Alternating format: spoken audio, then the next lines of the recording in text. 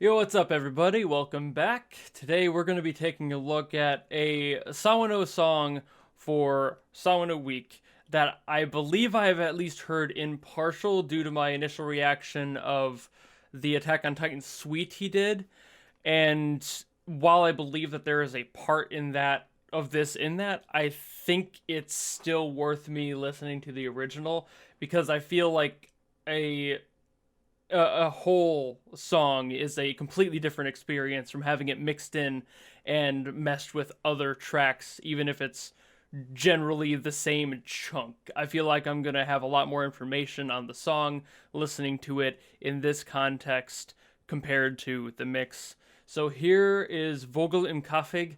I know I'm probably butchering that. Vogel im Käfig. Let's give this a listen and see what it's got as a solo track.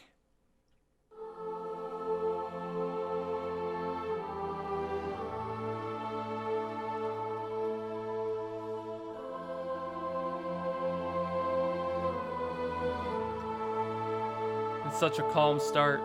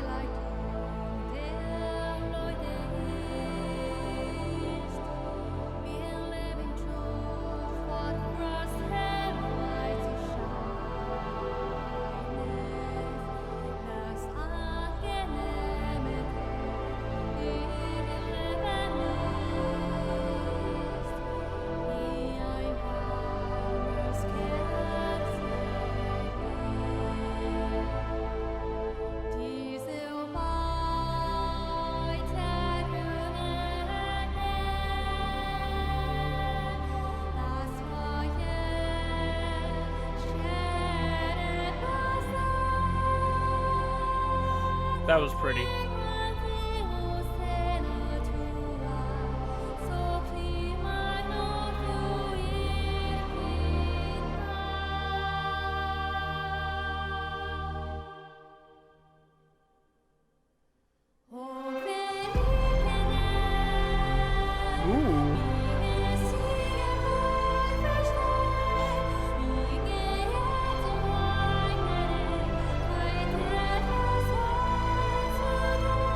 Oh, that's fucking beautiful.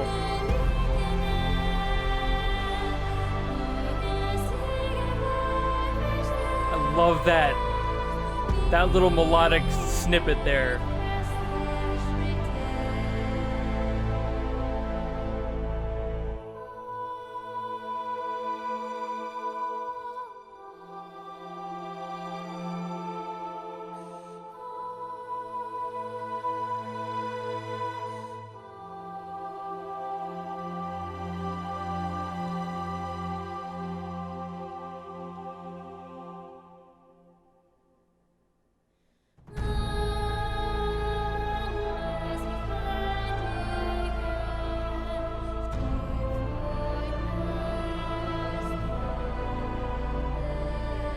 Got some dissonance happening in there now.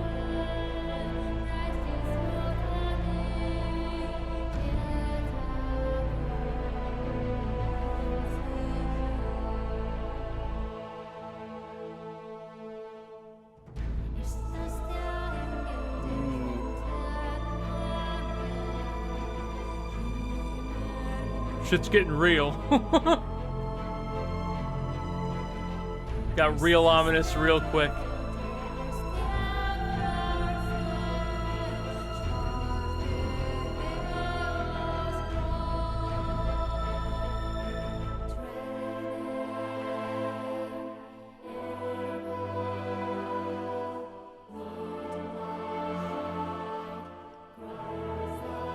Ooh, goes up.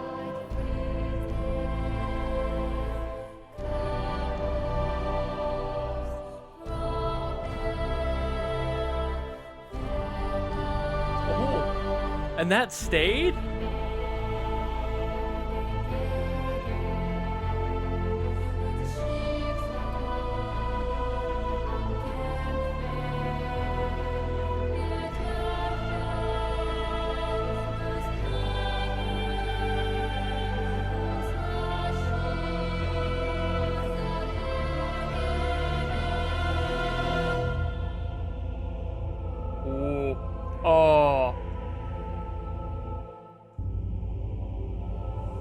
that clash happening on that chord. It's one of those chords that shouldn't work, but it does. There's a lot of clashing happening in there.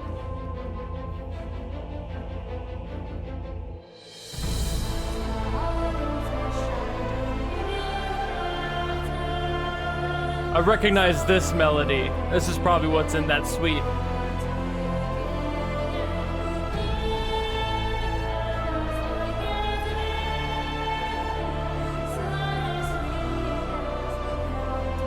This is a completely different vibe from the original one I listened to in the suite.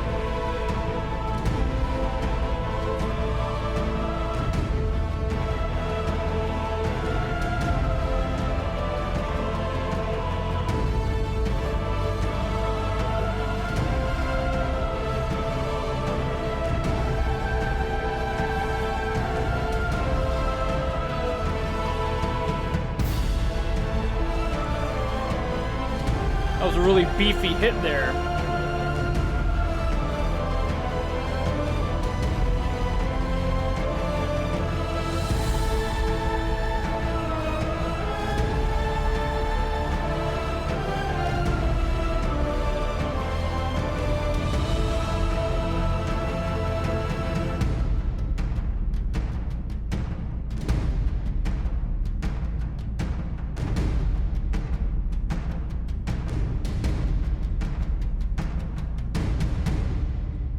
Ooh, the Okay, fuck yeah, I'm glad I listened to that separately. That is a whole different plate of spaghetti compared to the first time I had heard it in the Attack on Titan suite. So, a few notable things there. One, at the very end, he did this in the Warriors track as well, where he, like, takes every other instrument away and just lets the drums, like, carry it to the end.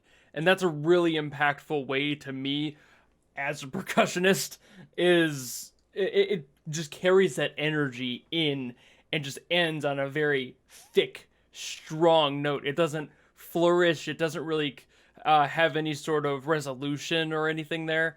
It just kind of and it just waits. Like, you know there's going to be something else happening after that. But what is it? That's the question. Earlier, that melody line, I want to go back to this real quick because this was beautiful. This.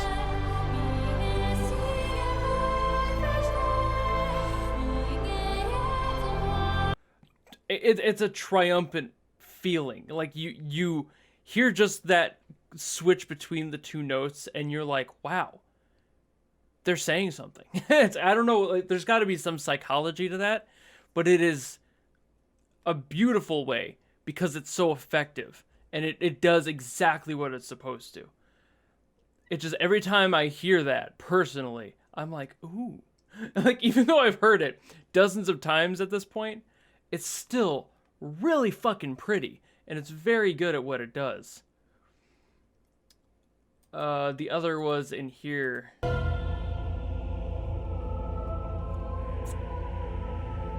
That is so cool. That is one of those chords that, like, I don't know the actual technical names for those types of things, but the ones where they have various notes that aren't all on the same key and they just are right next to each other. They shouldn't fit right. They're very crunchy and very packed together, but it creates this really ominous flair. Like, your mind is trained to hear something more tonally full by how our ears have been exposed to music as it's written. And when you do something like that, it challenges that expectation. So it just makes you immediately go, wait a second. Maybe this isn't going where I thought it was. And it's another one of those psychological things that musicians do when they're writing to make something that much more of like a pivot. That is such a cool fucking piece. I'm not a composer. I am not somebody who writes this sort of thing. I don't know the exact rules and like restrictions that people have to follow to make music work well. I'm not somebody who ever like understood theory to that degree. I get the gist, but that does not mean that I know how to make it work personally. So when I hear it, and even I, as somebody who is generally untrained in that format, can pick out what the composer's trying to do, that's a good thing. That is the mark of a master. I've said it many times with Sawano. He is very fucking adept at that. And I'm always impressed by how he can manage to correctly drive the direction of every single song that he writes without making it feel too jumbled or jarring between everything. And I gotta respect the fuck out of that, as I do. I respect the hell out of Hiroyuki Sawano. And I will continue to respect the hell out of him as more of Sawano Week happens. We've still got a couple more days left. So I'm looking forward more and more to more of his stuff. I've been keeping an eye on comments. I've been recording the names and titles of stuff people want me to react to. And I will be getting to those because as of now, we're getting really close to the end of the Attack on Titan stuff that people really wanted me to look at. That said, keep an eye out for stuff from other series, but by Sawano. They'll probably be happening. And I will see you guys tomorrow for yet another day of Sawano Week. Have a good day.